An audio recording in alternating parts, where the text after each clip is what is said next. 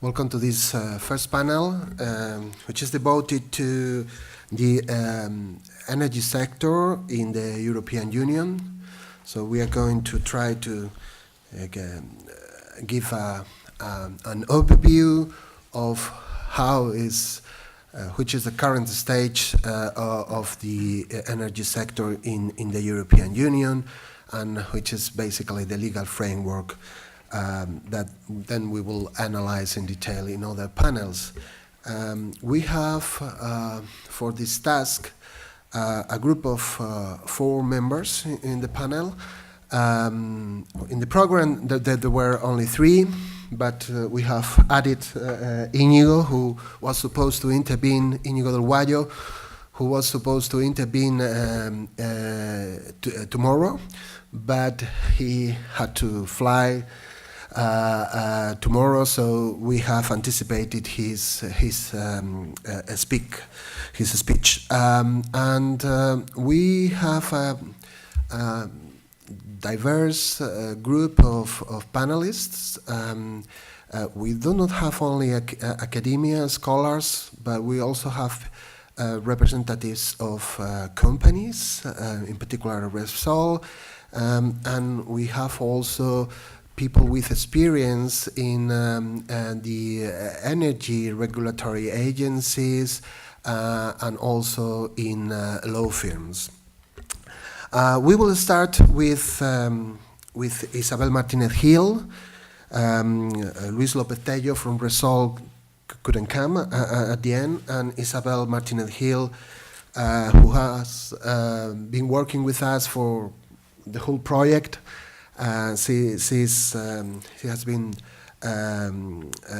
willing to come and substitute Luis López-Tello. She's the director of Value-Added Tax, Customs and Excise Tax Affairs at Repsol, as you know, one of the main companies in the energy sector in Spain.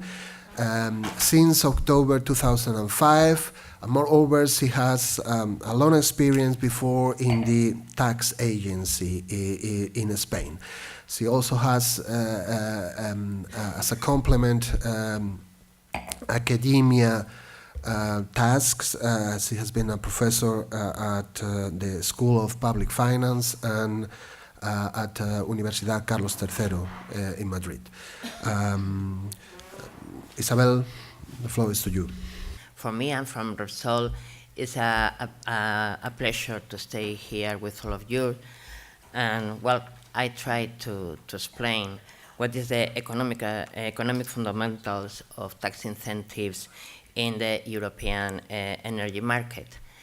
Sorry, but for my English, it's a pity that my boss, Luis López-Tello, that he is a brilliant person, is not here because he's now out of Madrid, but I try to do my best. Okay. What is the economic fundamentals of tax incentives? First of all, we have to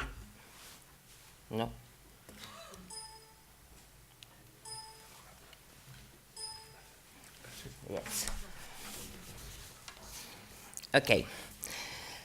Let's go to the European energy policy in brief.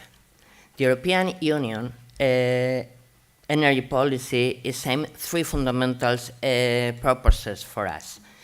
First of all, ensure the distribution supply and ensure the distribution chain, so that energy supply is available any place in the European Union. Secondly, make possible that suppliers act in a competitiveness framework which enables affordable prices for both industrial and residential purposes. And in the third, establish a sustainable consumption by reducing greenhouse emissions.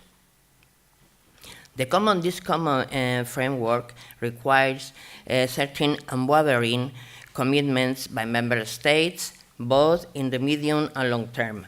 hence 2020 and 2030 targets, and together the route for 2050. The Commission estimates, according to a document released in 2011, that the complete infrastructure investments needs by 2020 purposes amount about 200,000 million of euros. This calculation is based on assessment that the infrastructure requires that EU can comply by political goals and also by grants for the government purposes. In the energy infrastructure,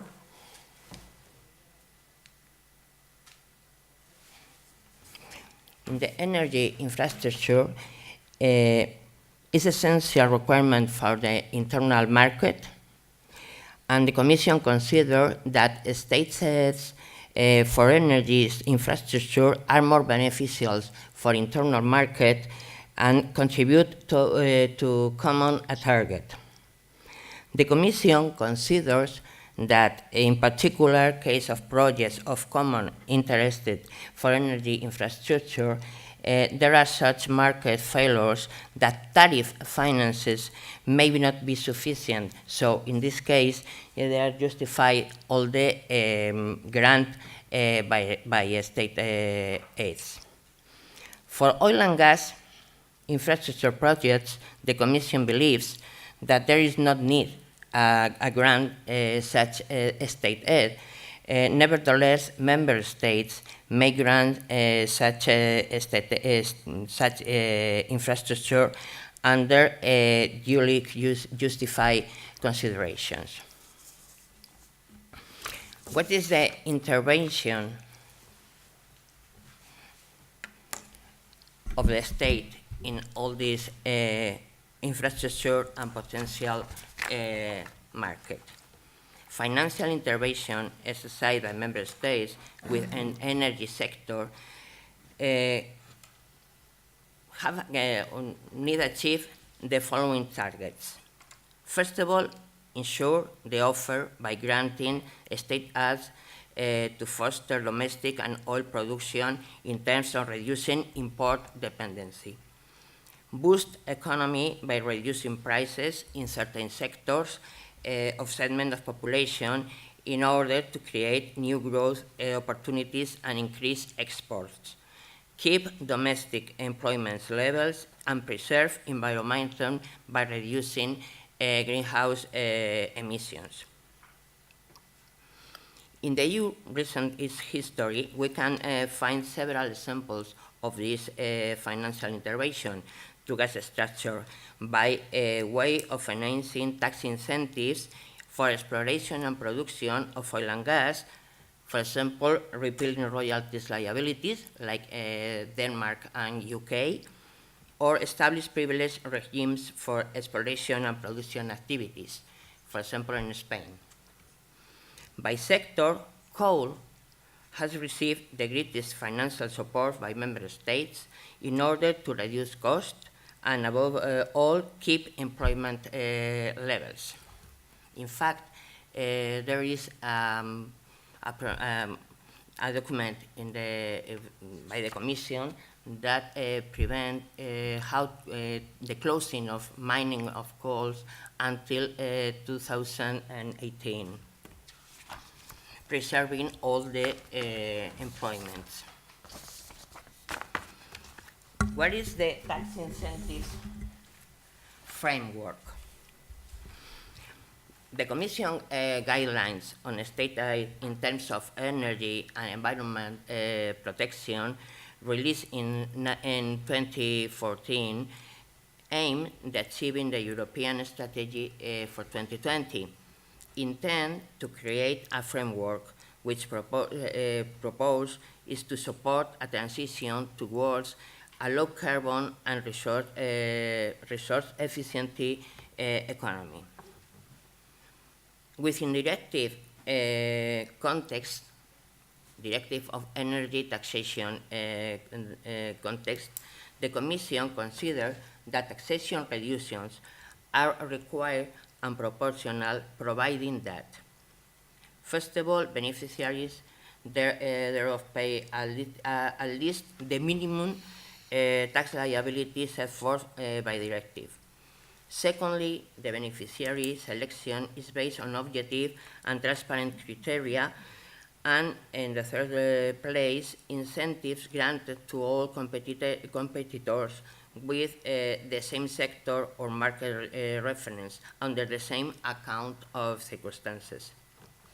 For the rest of non-harmonized environmental taxes, and even with regard to harmonized taxing when tax incentive entails a taxation below the minimum tax, member states shall clearly define the scope of such reductions, prove the incentive is suitable and proportional, and provide the information related to the sectors that will be exempt or not taxable in the case maybe.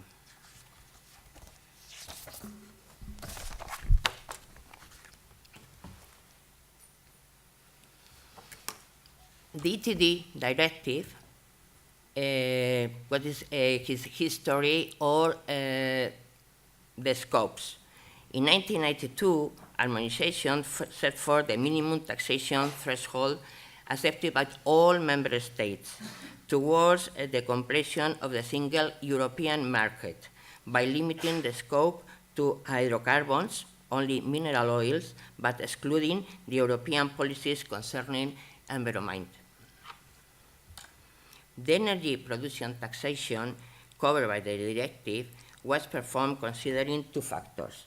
First of all, the proper operation of the internal market, whereby electricity and other hydrocarbons are included, and the accomplishment of other European policy targets, which requires the existence of a minimum tax liability of the majority of energy products, including, in this case, natural gas and coal.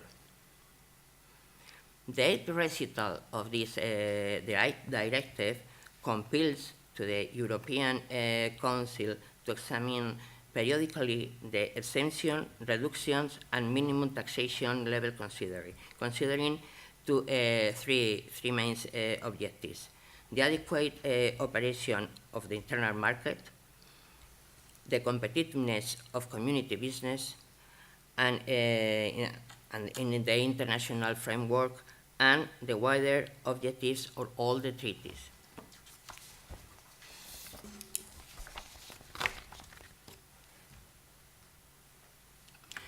What is the incentive regulated by ETD? Incentive regulated by ETD meets the following economic reasons: safeguard the competitiveness of European industry, promote the use of clean energies, and establish different levels of taxation according to the use of energy products. This use may be motor fuel use or heating use, and use business use or non-business use, domestic use. As preliminary matter, the ETD take into consideration Article 6 that lay down that member state shall be free to give effect for these initiatives or incentives, by exemptions, a specific level of taxation, reduce the rate, or refunding these incentives.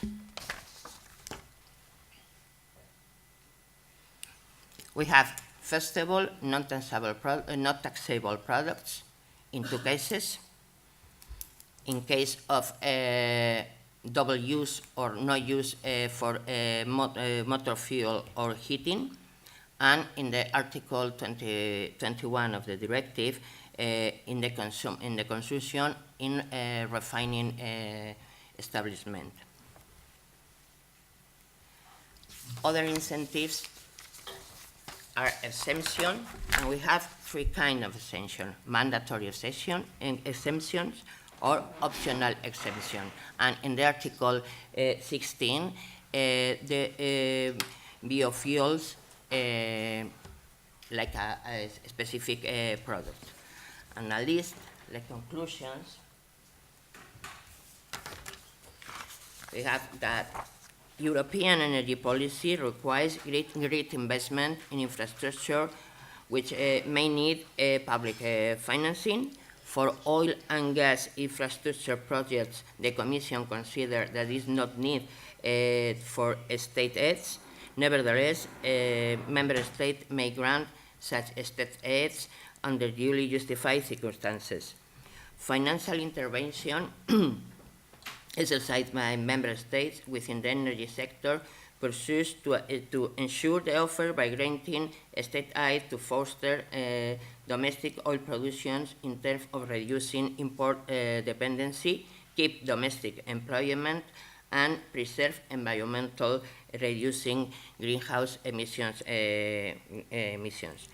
And incentives related to environment are aimed at safeguard of competitiveness of European industry, promotion of the use of clean energy, and establishment of different levels of taxation according to the final use of the energy products.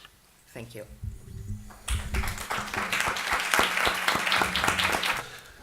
Our second speaker, they are going to move positions. Inigo, do you mind to move the position with Vicente? Our second speaker is Vicente López Ibor. He has a very long experience in the energy sector. From different perspectives, he has been a member of the Spanish Energy Agency in 2 mandates. He is also the founding partner of a law firm specialized in the energy regulation, Vicente López Ibor law firm, and moreover, now he is president of the most important solar energy company in the UK. Moreover, he still has time to publish quite a lot in this field. So, we have in himself a combination of all the possible perspectives. We are very happy to have you here, Vicente. What I would try to do it today, in these few minutes that I have, is a little bit of panorama of the things that I make a reflection during this period of time about energy policy, internal market, state aid regulations, but making this exercise, but looking at what is happening in my professional life as a practitioner and also in the energy sector, because trying to match this legal and regulatory frame with the things that I am seeing on the reality, on the ground, on the market, is what I'll try to do this exercise, a little bit unconventional, but I do hope that it would serve to you to some, it could be of some functionality for you. Of course, these slides, it could be distributed to all of you, to all the audience, and I'm going to follow the rules of the organization and to write it down in a paper at the end of our works. So first point is some very simple introductory notes that also reminds a little bit what it has been rightly said by Ferran Tarradellas in his opening session speech. So energy is a special kind of product, everybody knows. It's a product with elements of service, commercial service, but is a product of a regulated industry and is a service that has also elements of a commodity. We've seen this from the legal point of view from Costa Enel case at the beginning of the European Union history in '63, and when it was recognized for the first time that electricity it was a commodity, but a special kind of commodity, because at the same time we granted some exclusive rights, at least in terms of import and export of electricity. And also we've seen 2 decades later on the Almelo case, and more recently in Almac, just to give to you a few examples of European cases where this particular idea is set in. So electricity and also natural gas are built into European Union law in a tension, in let's say in conceptual tension between free of movement of goods, right of free establishment, and public service obligations, or service of, for this reason we qualify from the European Union law the electricity and natural gas as service of economic general interest. And in addition of all these, as I said before, we are living a particular circumstance, and the energy sector worldwide, I think, is not only related to or focused in the European Union, but we are living a special kind of transition, not mentioned perhaps is a revolution in the energy sector in the terms that I will try to explain later. In European sector, in the treaties, it has been explained by Ferran, but once again, just to remind that 2 to 3 European treaties are focused on energy, and the European Union is an energy community.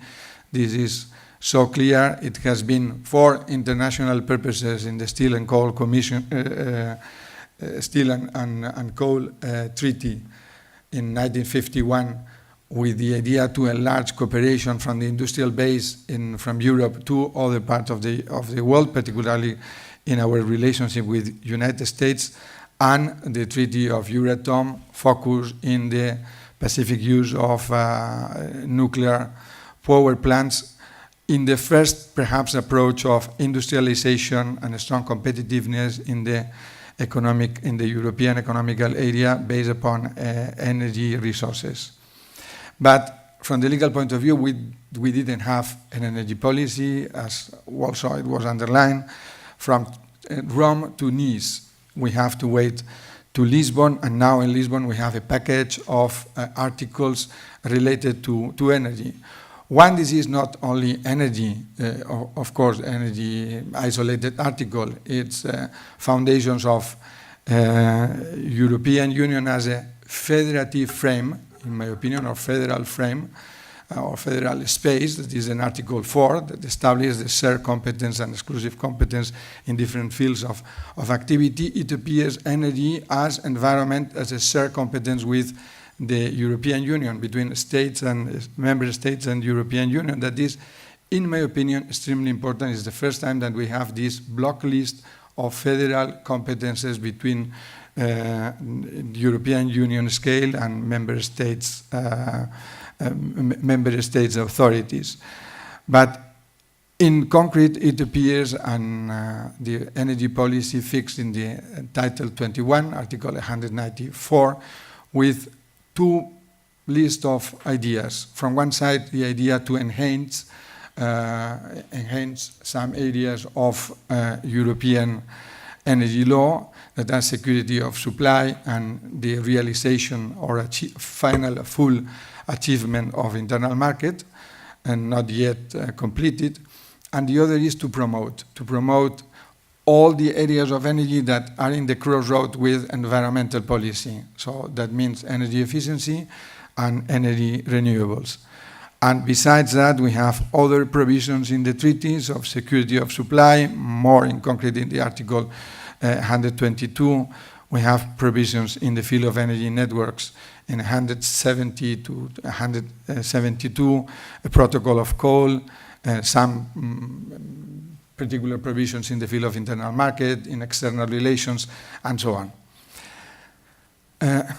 Excuse me. 30 years of internal market in energy, since 1988, with ups and downs, with advances and with some delays. the need of integration, and it was established at the very beginning of 1957 from the European process, has moved to these three packages of electricity and natural gas, quite similar in its contents from the regulatory principles, from the objectives, principles, and regulatory techniques. But we have also seen some specific problematics or energy deficits. I would like to qualify as energy deficits. First and foremost, for me, the most important one is to create an energy frame package without accomplishing the physical infrastructures at the European scale. So we made the effort to define the objectives of the European Union in the energy law, trying to establish the very concrete regulations that we have imported from particularly the US law. So the common carrier, third-party opening access, the independent authorities, the unbundling techniques from accountability to legal and ownership unbundling. But we have not completed something that is a reality, that is absolutely needed, that is the physical interconnections and interoperability of the networks in electricity and natural gas. And I think this deficit, it has been very strong, and it has not been completed yet. Probably in the next decade we are going to accomplish, but with this also economical deficit of 1 trillion euros of effort that we have to make in order to complete and to finalize our energy infrastructures. We, of course, have significant disparities in terms of tax, levies, prices, as it has been also underlined before, across member states and across industry sectors in the energy sector.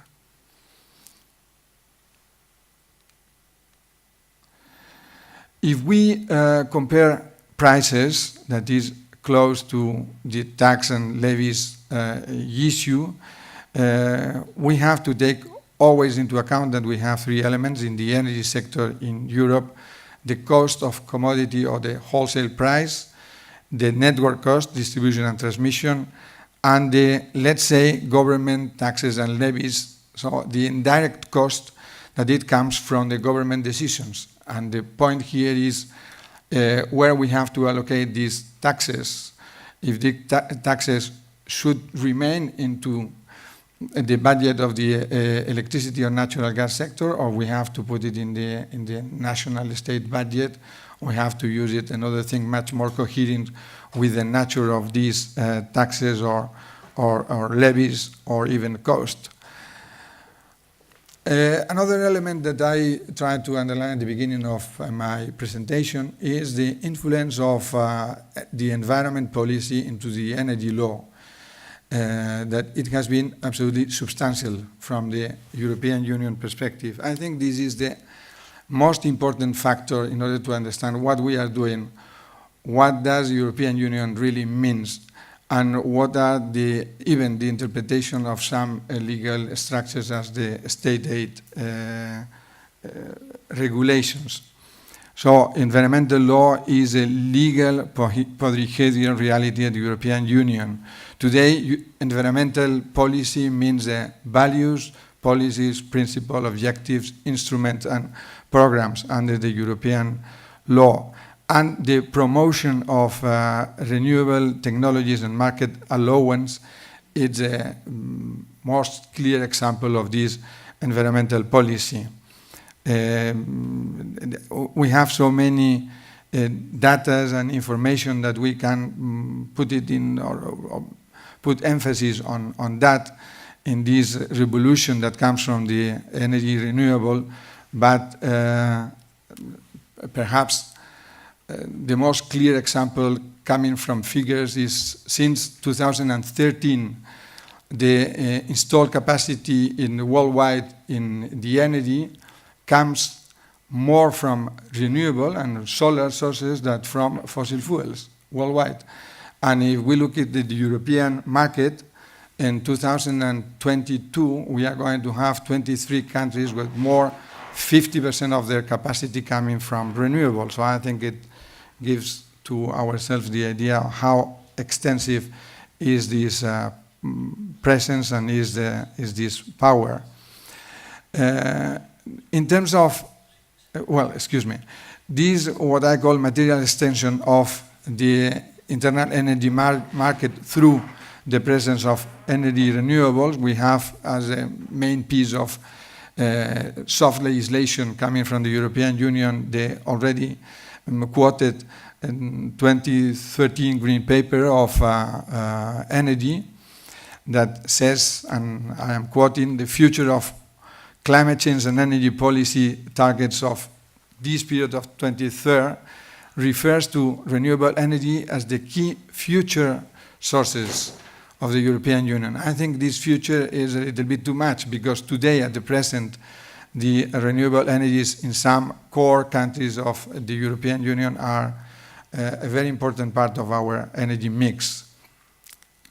And also, as Ferran was saying, this is, and when he described the composition of the European commissioners, this is not something that is only isolated in the field of the energy portfolio.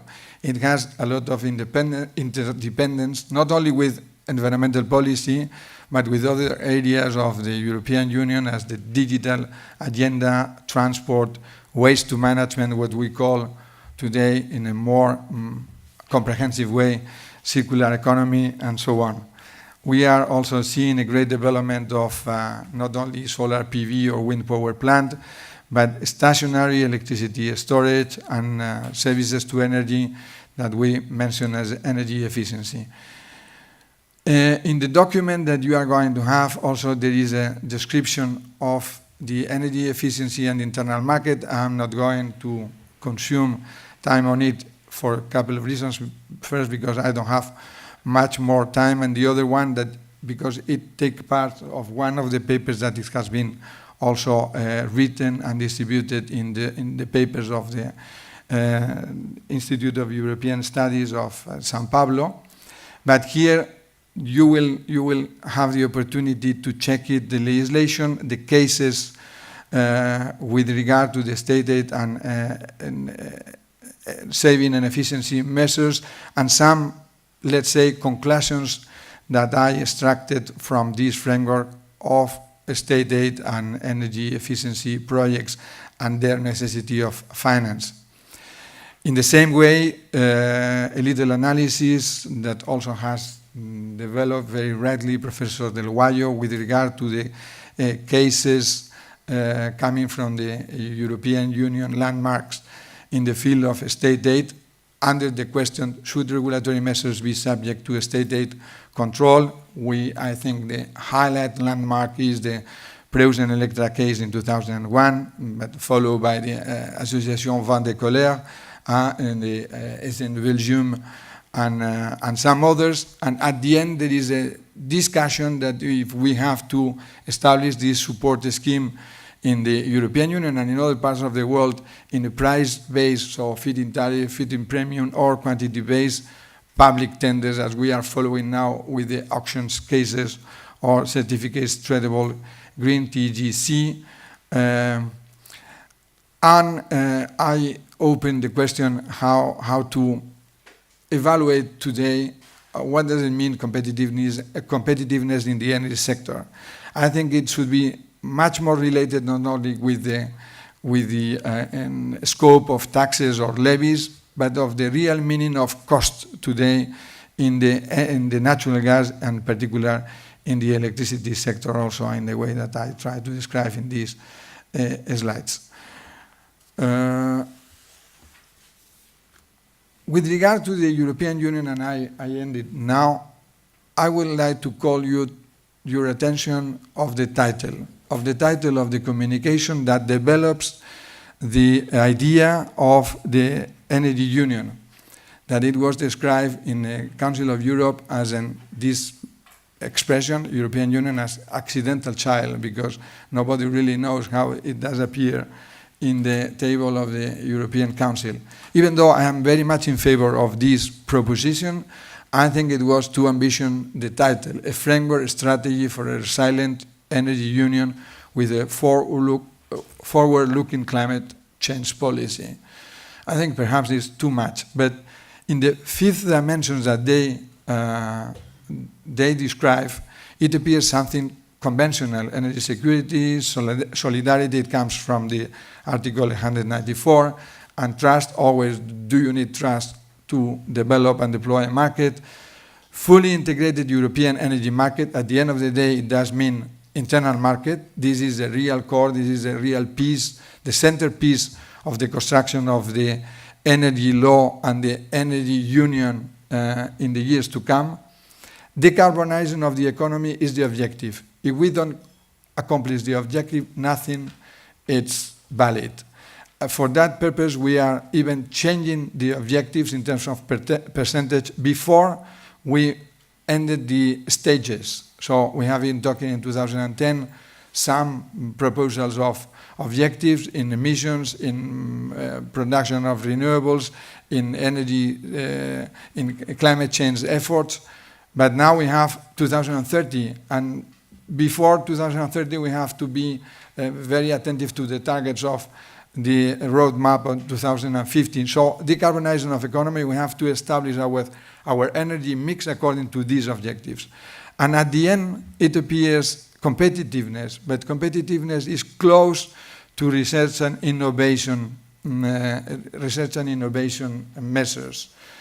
So what I would like to conclude is with the idea that we are living a very strong transition to a decarbonized economy in the European Union, and we have to look at the energy sector with these eyes. Two main ideas, two main drivers are making possible this progress. First is the extraordinary penetration of the renewable energy technologies, and in particular wind power plant and PV. Of course, with natural schemes, of course, with the promotion that it comes from the European Union legislation, but also with a very impressive innovation from the demand side and from all the elements that goes from the other part of the sector that in the 50s it didn't exist. That is in the supply side, in the demand side, in all these parts that are close to the power of the consumer. Thank you so much. We move now to Carmen Calderón. She is the Dean of the Economics and Business Faculty at CEU San Pablo University. She is an expert in taxation from an economic perspective, and she, in addition to her academic life, she has also been related to the Institute of Economic Studies, and she has been advising also private parties in this field of taxation. Well, Carmen, when you want, thank you very much for being here. This paper, Economic Framework of the European Union Energy Market, is written by Mari Carmen García Centeno and me.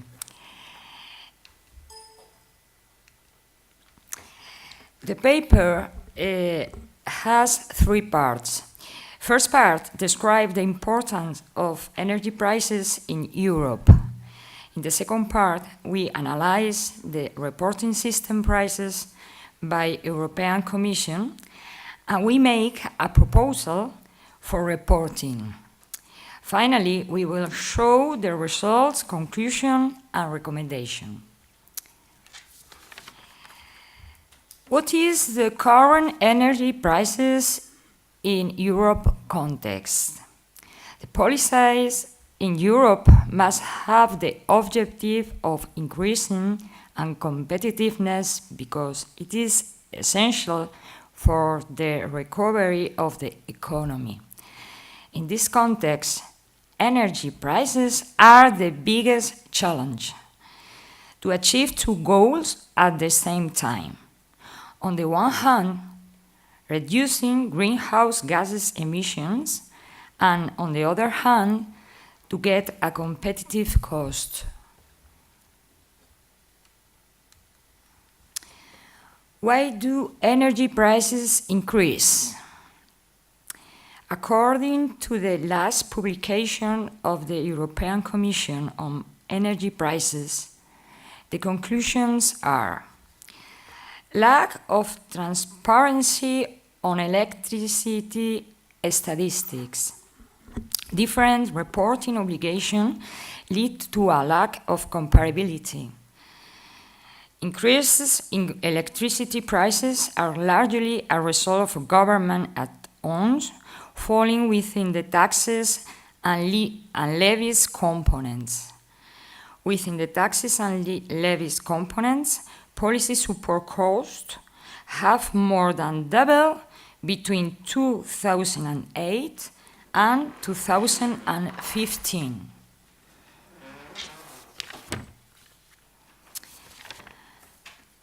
The situation creates the following problems. No binding Euro framework exists that would ensure the fully harmonized reporting of price components. The reporting obligation of industrial prices allows member states to interpret the legislation in a different ways. For household price components, there is no legislation in place at all and are currently reported on voluntary. Comparing a certain component across member states means that only the name of the components is identical, while their composition is highly divergent.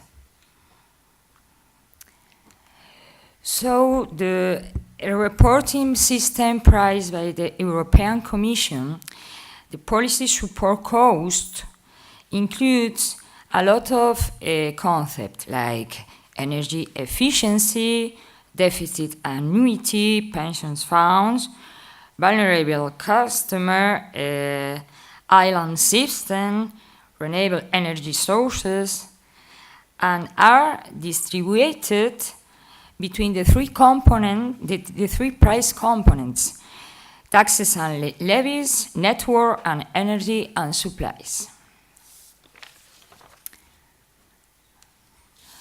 So we propose a different reporting systems price. All the components of policy support cost were only included in taxes and levies.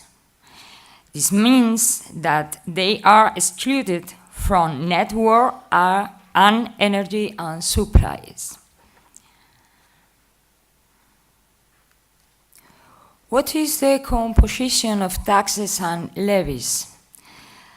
Taxes include VAT, excise tax, and other taxes. Levies, policy support cost, include RES, renewable energy sources, CHP, combined heat and power, and other policy support cost.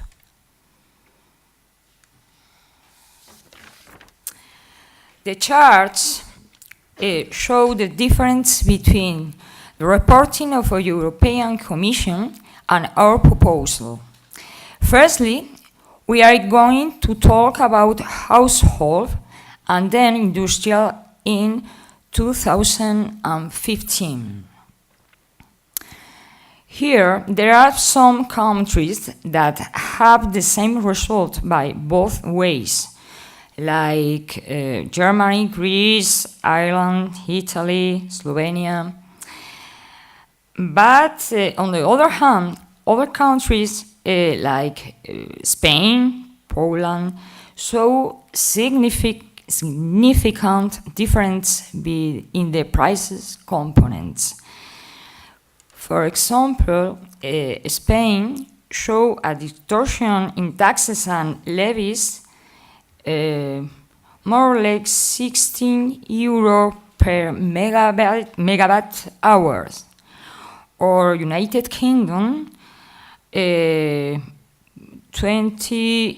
euros per megabyte hour in taxes and levies.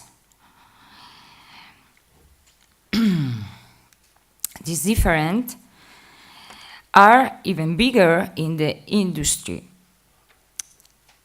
For example, Spain, more or less 28 euros per megabyte hour, Denmark 22 euros per megabyte hour, or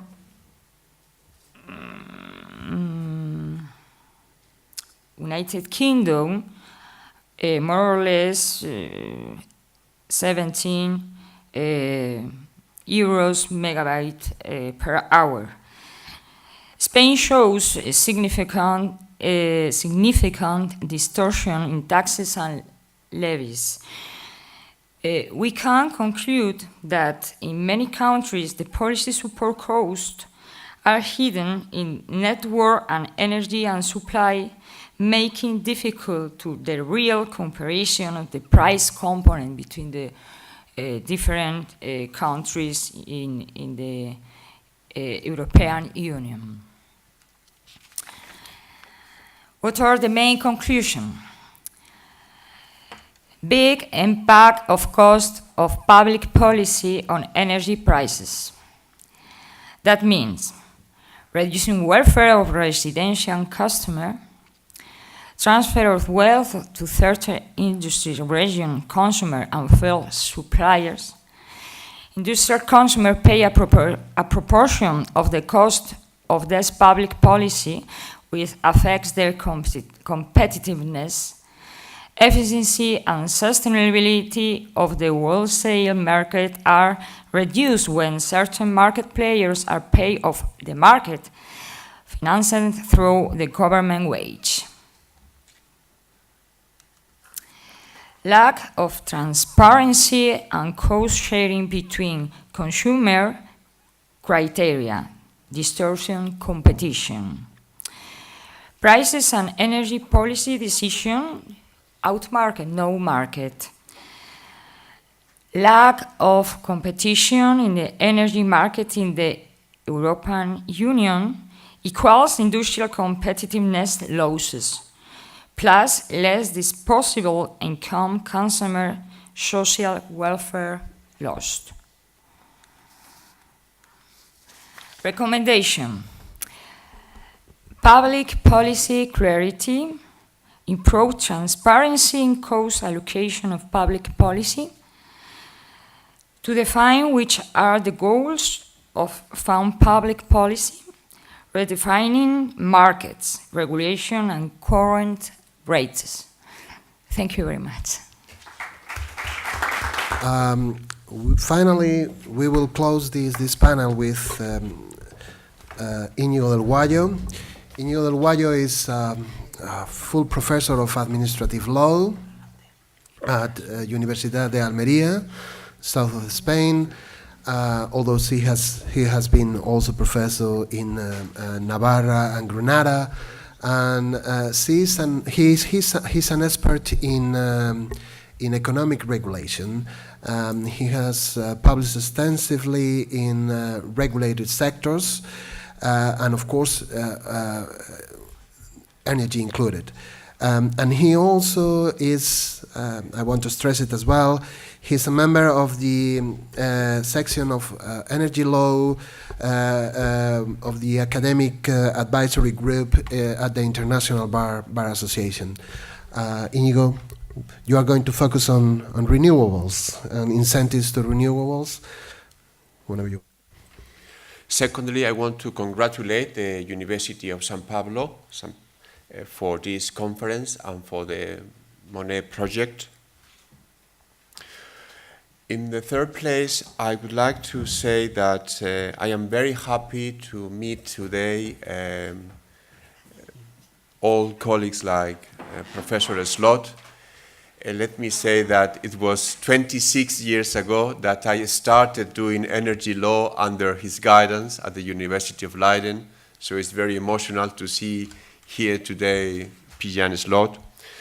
Also, Vicente López Ibor, who is a very old colleague, and we have participated in so many things together. And thirdly, Professor Giuseppe Ferrari from Bocconi University, who is also a colleague with whom I have just published this third edition of Energy Law in Europe, to which Professor Slot, one of the first contributors. So all in all, it's a day of joy for me, and I hope I can transmit to you the message I want to transmit about renewables energies. My understanding of the session, of this first session, is that we have had an overall analysis of the energy sector in Europe from both the university and professionals and from the industry, from Repsol. And as the fourth and last part of this session, I want to concentrate my focus on renewable energies. I have 25 slides, but I think I am only going to use one or two of them, not to give you too much information and to make my message simple and affordable, like the energy, which must be affordable, an affordable message to the audience.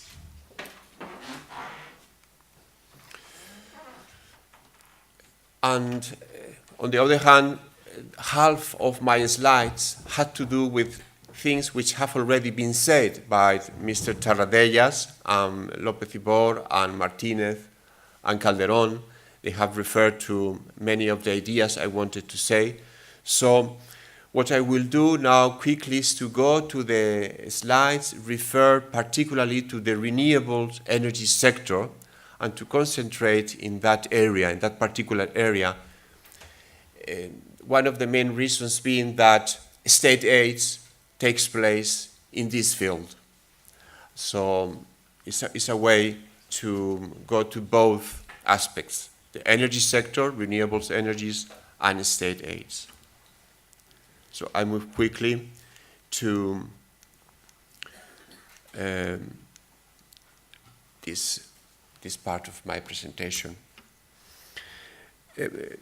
25 years ago, when anyone who starts doing research and finds something difficult to understand, and if he or she is a young researcher, tend to think that the problem is hers or his.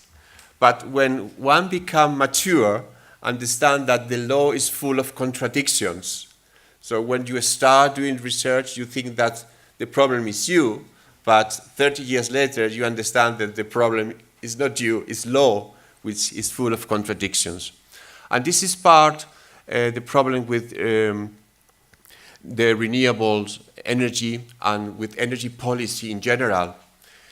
I did a research some years ago about biofuels in the EU, and I found out that there is a strong contradiction between car policy in the EU and biofuels as such in the Biofuels 2003 Directive. So there were two policies with no connection among them.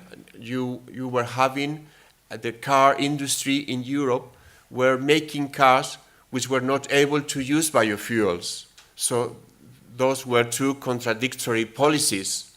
So the idea of having a project on the coordination of policies seems very interesting to overcome this kind of contradictions. On the other hand, and of course we have here today Professor Slot, who is the leading voice in the state aid field, but I see, or in my understanding, is that Preußen Electra is a big contradiction with Vin de Colère. What was said in Preußen Electra has been reversed in Vin de Colère. But this also has to do with the evolution of law itself.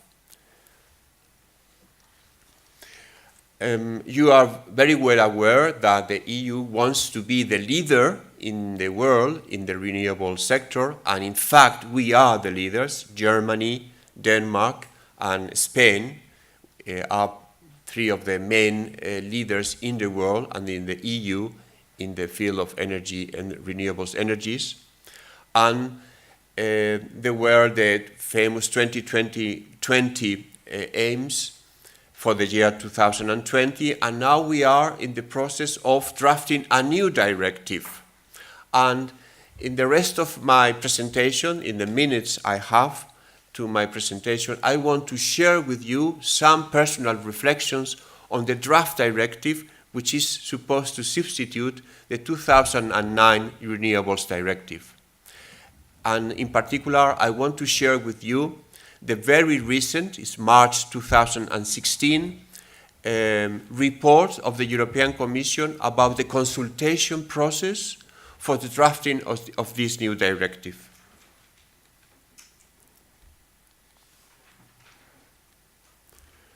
You see, this is the first of the two slides I want to use, is what are the areas of consensus about the future Renewables Directive? The first is that we need a stable and predictable EU legal framework for renewables. This has to do with very strange and dodgy situations like the Spanish one, in which there was a very generous support scheme for renewables, and from 2010 to 2012, the system has been reversed to be no longer identifiable. So all the support was cut, was reduced up to a minimum or to a null. And many companies think that this is against the idea of the rule of law. This violates the security, the legal security, the legal certainty, the legal predictability, and the European law principle of the protection of confidence in the public sector, in the power.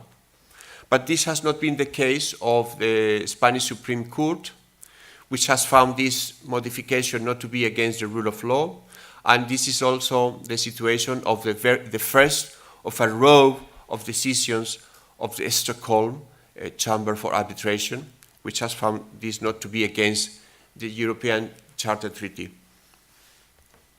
Well, what should we think? A vast majority of legal professionals think, and legal experts think, that these changes were against the rule of law.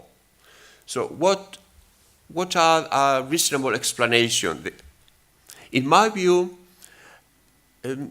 both the Spanish Supreme Court and the Stockholm Chamber of Commerce, the Arbitration Institute, have taken into account that we were in a crisis, and according to Carl Schmitt, this German lawyer, when there is crisis, there is no law. This must be too hard and rude to say, but there is no other explanation to understand why respectable institutions like the Spanish Supreme Court and the Stockholm Chamber of Commerce haven't found this to be these changes to be against the rule of law. Somehow, what is underneath is the idea that because of the financial crisis of the electricity system itself, the Spanish electricity system has a more than 15,000 million deficit attributable to the tariff level. So, all in all, this is another example of why we need a stable and predictable EU legal framework. We read yesterday in the papers that the German government has now changed the support scheme to renewables also in Germany, which is a country under which the Constitution, the German Constitution, Article 18, protects very strongly property more than in other constitutions of the EU. And we are waiting for the decisions of the German Supreme Court about the closing of the nuclears, which has to do also with the modification of the existing rules. There is a consensus of the need to define complementary measures to achieve the 27% overall target for the year 2030.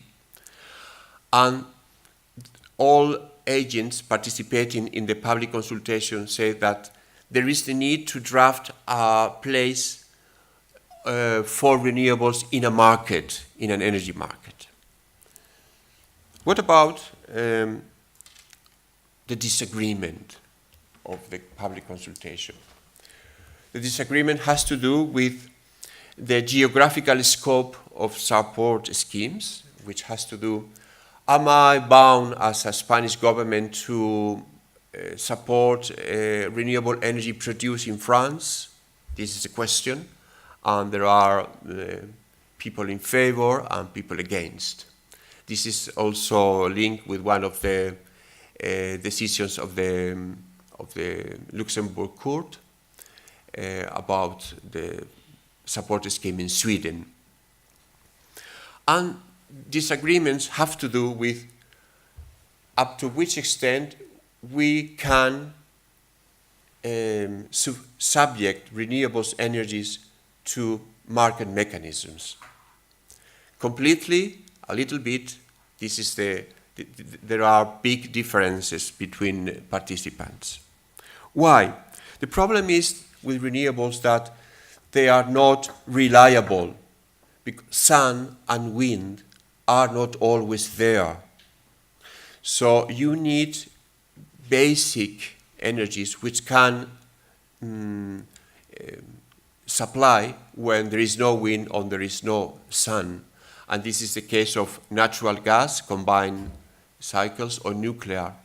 So now the Spanish company Gas Natural, which is the biggest natural gas company, has submitted a plaintiff against the government asking for 400 million euros because they say they have been financing renewables energies, being the backup part of the system, and they want that money back. And that the plaintiff was submitted only last Friday, so there is not, of course, a result yet.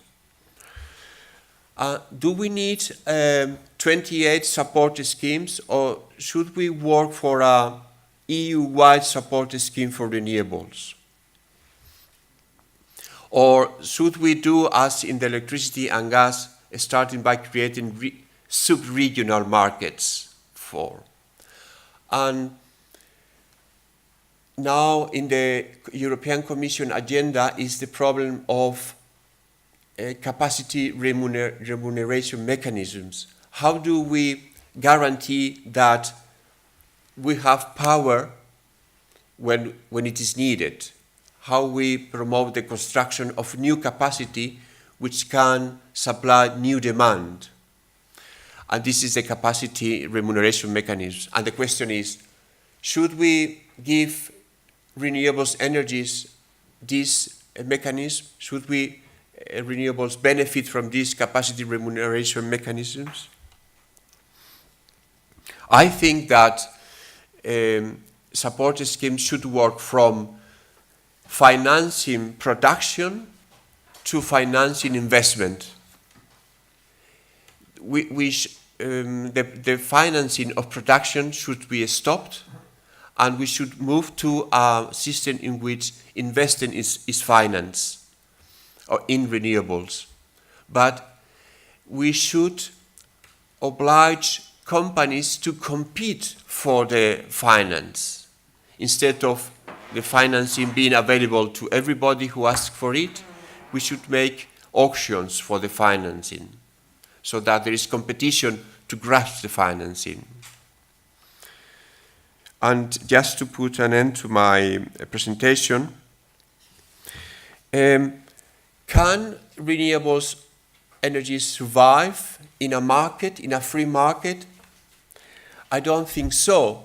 The problem is that other sources of energy, like coal or nuclear or other, are enjoying state aids, are enjoying a privileged situation. And of course, under this situation, renewable energies cannot compete with them.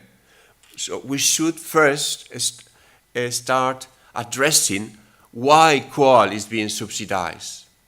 Because if coal stops being subsidized, then renewables energies could compete with it. And the last question is, these support schemes in favor of renewables, are they for taxpayers or for consumers? In my view, this should be more for taxpayers than for consumers, if we don't want to distort too much the market. And thank you again for the invitation, and I hope we can have some debate. Thank you very much. We still have time for a couple of questions, 3 questions, depending on whether you are brief and clear in your questions. So if anyone wants to start. I don't know if also the members of the panel want to comment on the presentations of the other members.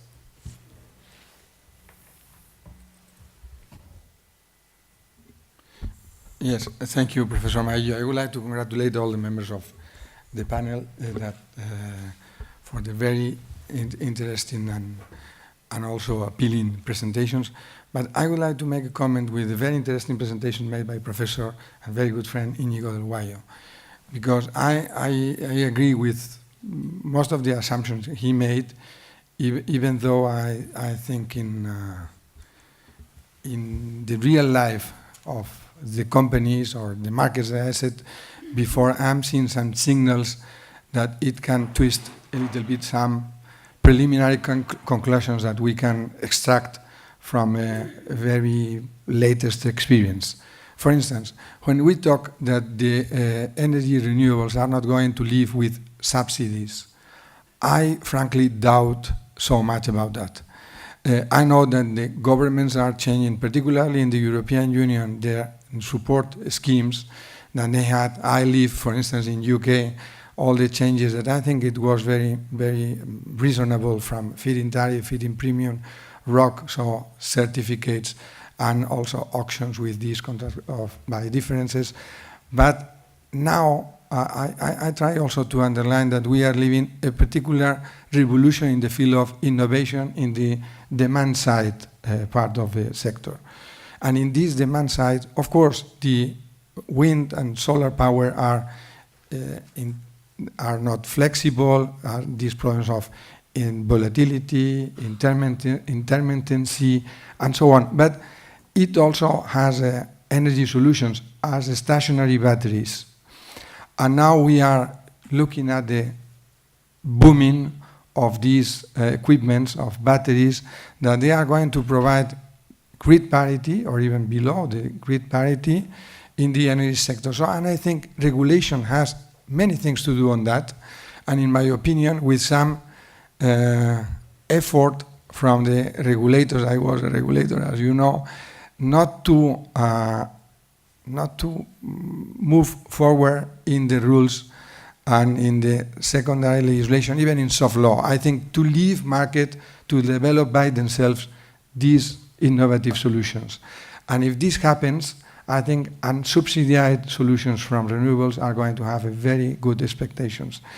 In fact, I came from Harbour Electricity Group, that for my surprise, perhaps it would be of the interest of some of the academicians that are in the audience, same people that I have the honor to join them for many years. It's the first time that I've seen that half of the part of our discussions, more than 8 or 9 presidents of regulatory authorities from states, were focused on the renewable schemes and the deployment of these renewable schemes with a very satisfactory conclusions, even though the difficulties that we are going to see in the future. But I believe that this something really at the core of the European Union legislation and these decarbonized objectives. I'm not saying that this is a removal of the conventional energy sector, neither the electricity system at all. And I think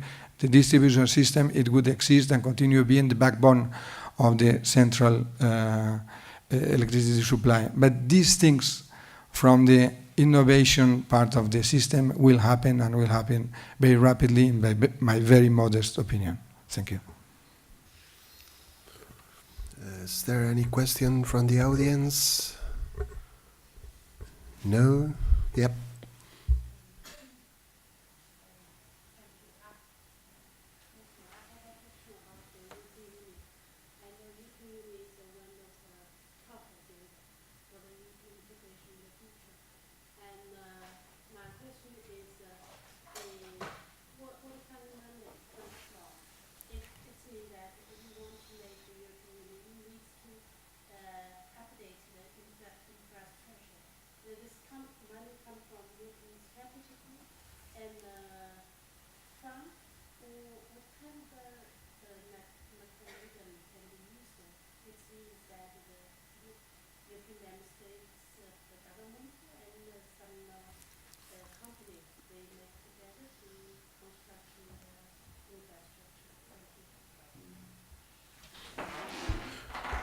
Of course, it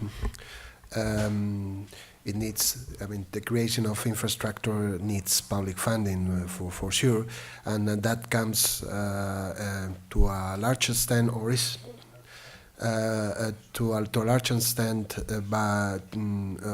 of European funds, or that's what Juncker is trying to do through a part of the Juncker plan, promoting as well private funding to complement public funding. But I'm sure that you will also like to have some. No, Professor Maillo is completely right. It comes from, let's say, the European classical stakeholders, public and private actors, through public instruments as the European Investment Bank, and through the formula that it has been created under the Juncker, it's called Juncker Plan. But also with a very strong effort that should be made by the private actors and companies. We are talking around 1 trillion, if I am right, 400 billion pounds in the field of transport, and I think or ups and down, and 600 in the field of transmission and distribution. So it's a huge investment now, from now on to the year 2020. All this in order to complete the infrastructure, to complete interconnections in the field of electricity and natural gas in the way that the Barroso, not Juncker, Barroso plan was established in 2011, if I am completely right on that field. But it's also a question of governance. And I think the European Union also touches this question on how do we establish and design a very strong and coherent governance on the European Union premises. And I think we also need something that perhaps if we will have more time, we will elaborate a little bit about that is the reform of the the Treaty of Lisbon. I personally think that we need a new reform, partial reform of the European Treaty of Lisbon. In fact, it has happened more than 7 years. That is the average time in which we call for an intergovernmental conference in order to adopt and reform well, of course, if we don't mention the case of the Single European Act, it has happened 30 years. But from Single European Act on, it was more or less the average, and I think the acceleration of the process of reform calls for these new partially changes. But this is, of course, a very personal opinion and view.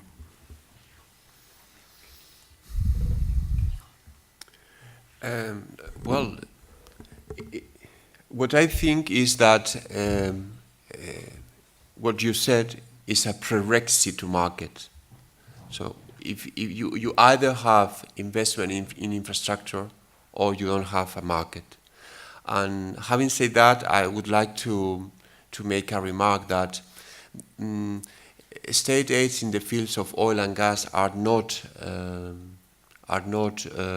allowed or permitted by the EU, but it's the EU itself which is financing projects of common, of European interest. Well, thank you very much to all the members of the panel. It has been a pleasure to chair you.